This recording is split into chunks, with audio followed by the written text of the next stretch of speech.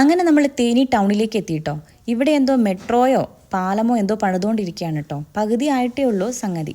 ടൗണിലേക്ക് എത്തിയിട്ടും വീടുകളുടെ പാറ്റേണിൽ വ്യത്യാസമൊന്നുമില്ല. എല്ലാം ഒരു പകുതി പണിത പോലെ ഒരു പാറ്റേൺ ആണ് കേട്ടോ. ഞാൻ ആദ്യമായിട്ടാട്ടോ റെയിൽ പാളത്തിന് മുകളിലൂടെ കടന്നു പോകുന്നേ.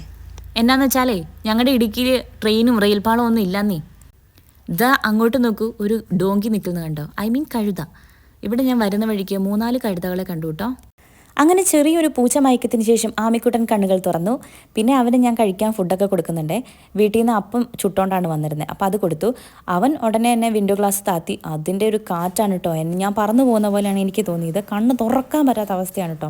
ഭയങ്കര കാറ്റ്. രാവിലെ ആയതുകൊണ്ടാണോ എന്ന് അറിയത്തില്ല, ടൗണിനും വലിയ തിരക്കൊന്നുമില്ല. ഇതിനും വലിയ തിരക്കിന്നാണ് ഞാൻ വന്നതെന്ന് എനിക്ക് തന്നെ തോന്നിപ്പോയി. ഇടുക്കിയിൽ എന്നാ തിരക്കാ. ആമിയുടെ സ്വെറ്റർ കുറച്ച് നേരം കൂടെ കഴിഞ്ഞിട്ട് ഊരി മാറ്റാമെന്നാണ് ഞാൻ പ്രതീക്ഷിക്കുന്നത്. കുറച്ച് നേരം കഴിയുമ്പോൾ നല്ല ചൂടാകുവേ. ഇവിടെ മിക്ക വീടുകളുടെയും ചില കടകളുടെയൊക്കെ മുന്നിൽ കോലം ഇട്ടിട്ടുണ്ട് കേട്ടോ. കളർ പൊടി ഉപയോഗിച്ചും അതുപോലെ തന്നെ പ്യുവർ വൈറ്റ് പൊടി ഉപയോഗിച്ചും ഇട്ടിട്ടുണ്ട് കേട്ടോ. അപ്പോൾ പറ്റുമെങ്കിൽ അതൊന്ന് നേരിൽ കാണണമെന്ന് എനിക്കൊരു ഇൻറ്റൻഷൻ ഉണ്ട്. നോക്കാം. തമിഴ്നാട്ടിൽ വലിയ ആഘോഷമായ പൊങ്കൽ കഴിഞ്ഞതേ ഉള്ളൂ കേട്ടോ. അതിൻ്റെ ആരവങ്ങളൊക്കെ കെട്ടടങ്ങുന്നേ ഉള്ളൂ.